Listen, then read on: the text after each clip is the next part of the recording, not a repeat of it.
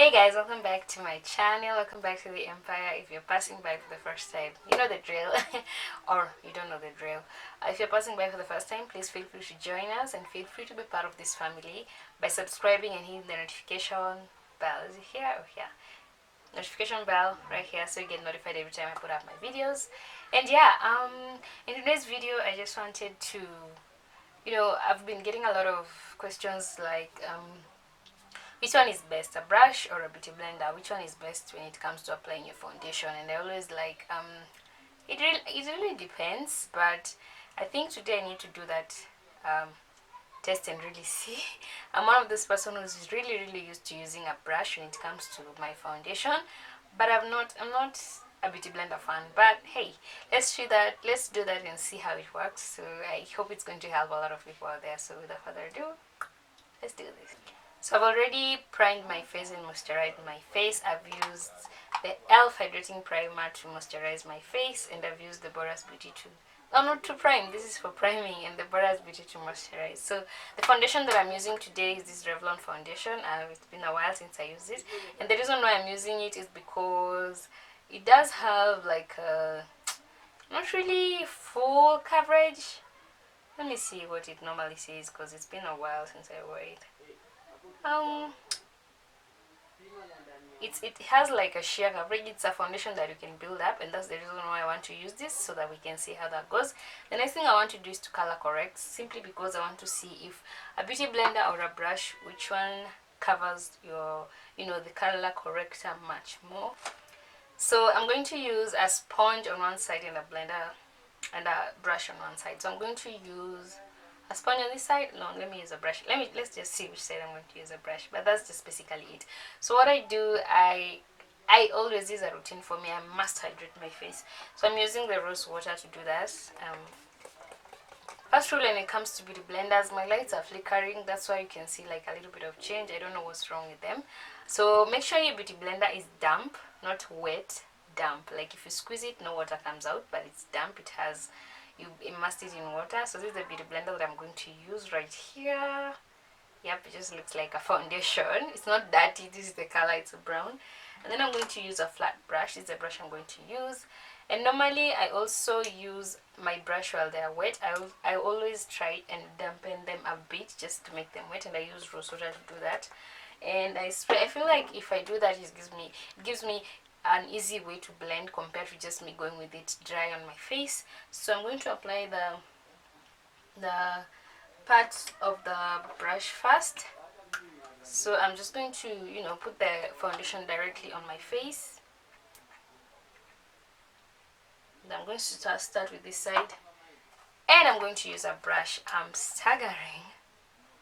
So let's just go ahead and blend that. You can see I have like the orange color corrector on my cheeks, and then I have a little bit of blemishes around that area. So let me see.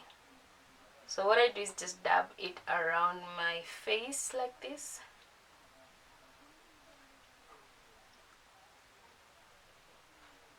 I don't drag it, I just dab it. I'm going to add a bit of that foundation on the palm of my hand so that I can just warm it up.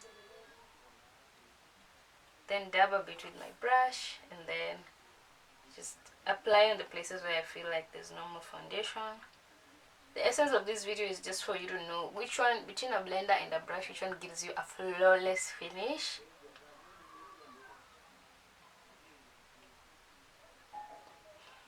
A more flawless kind of finish.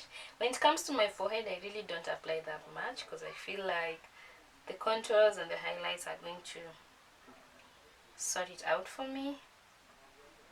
So I don't use a lot. So that is me using a brush. It does give me like a natural finish.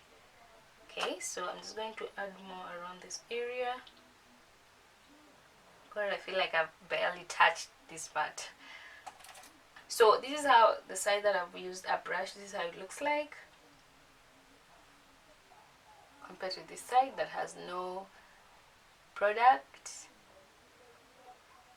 Brush, no product yet. So I'm going to use a beauty blender on this side.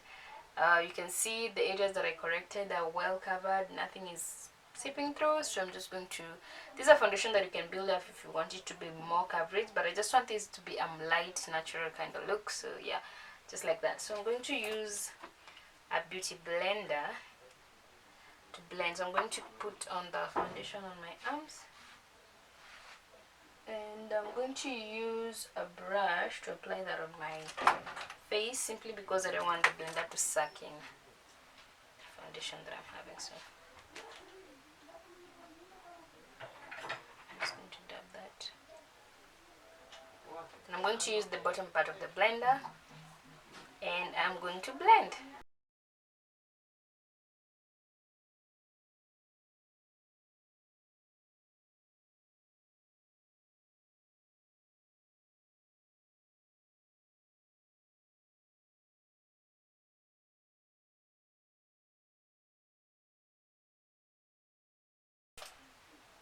That is like the first pump, the same amount of pump that we did the first time we applied, and this is like the first application with the beauty blender.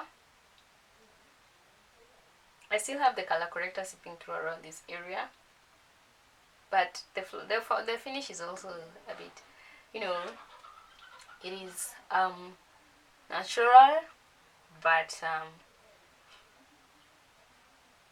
we need to go in with a lot more foundation. Yeah, we need to add a little bit of more foundation. We need to build up the coverage on this side.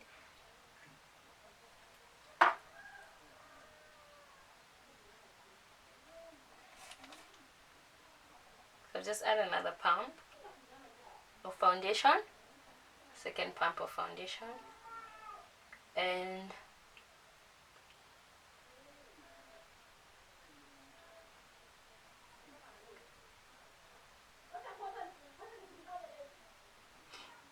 this is the coverage that I'm getting.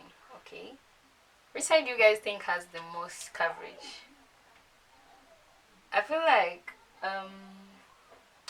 let me see, check, check, check. I think to give justice to this look, justice and see more, I'm going to add a pump to each side of my face, because this foundation needs a lot of building up so that you can have like the perfect coverage, I guess. But if you want a natural look, this is just perfect. But I just want to add one pump on each side so that we can see which one is more full coverage compared to the other side. So I'm going to add one more pump to this side. So that is one pump of foundation.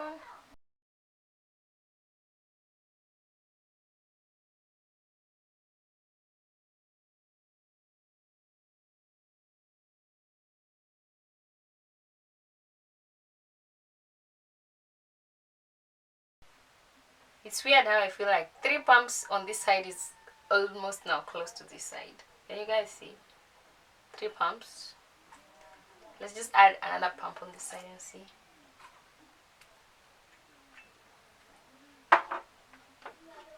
So brush, and I'm going to blend it in. When you're using a brush, don't drag your foundation like this, because you're going to move your base. The best thing for you to do is just dab it on your face.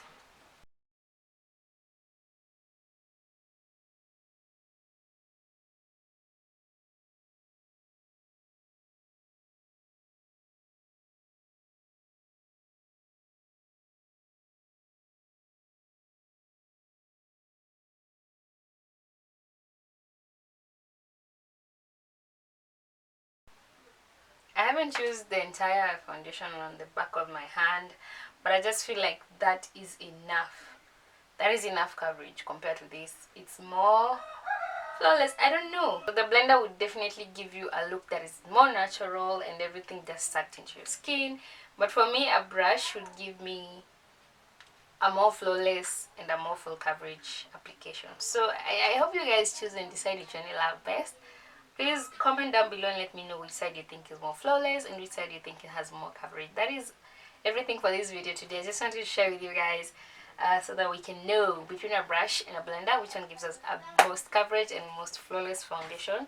I normally use a brush to do this, so I just think that the bomb. So yeah, see you guys next time on another video. Don't forget to comment, like, and subscribe if you like this video, and don't forget to give it a thumbs up and share if you enjoyed it. So yeah, bye.